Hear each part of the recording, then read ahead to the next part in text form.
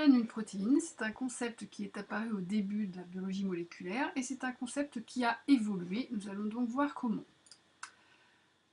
Alors, chez les eucaryotes, un gène a une longueur plus importante que l'ARN messager qui est issu de ce gène.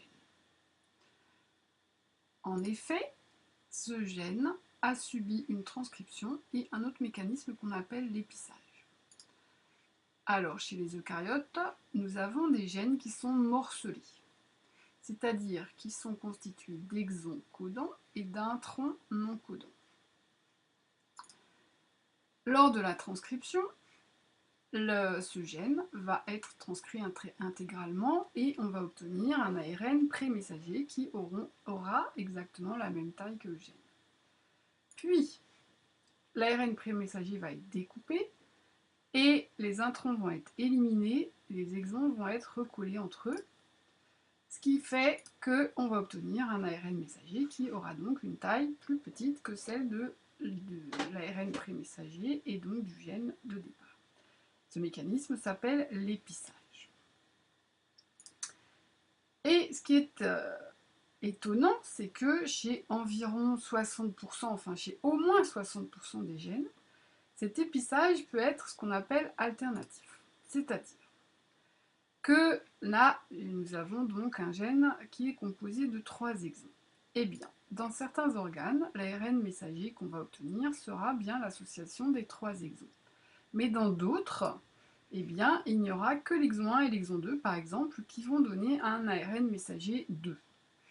Ou bien, dans un autre organe, l'ARN messager 3 qui sera constitué des exons 2 plus 3, ou l'ARN messager 4 qui sera constitué des exons 1 plus 3.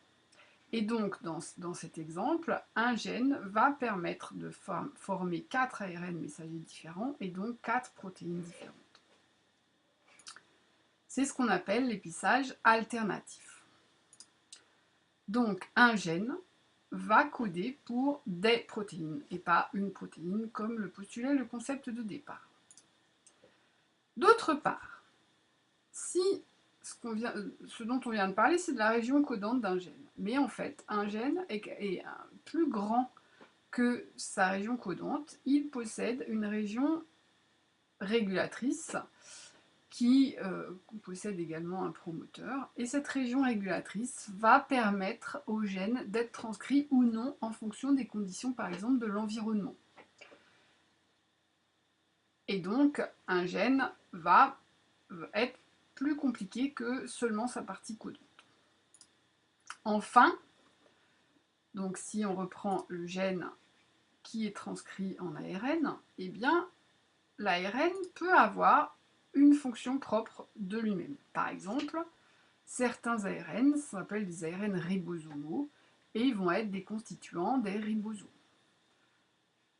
Ou bien cet ARN va donc subir un épissage, alternatif ou non, puis l'ARN messager sera traduit en protéines fonctionnelles.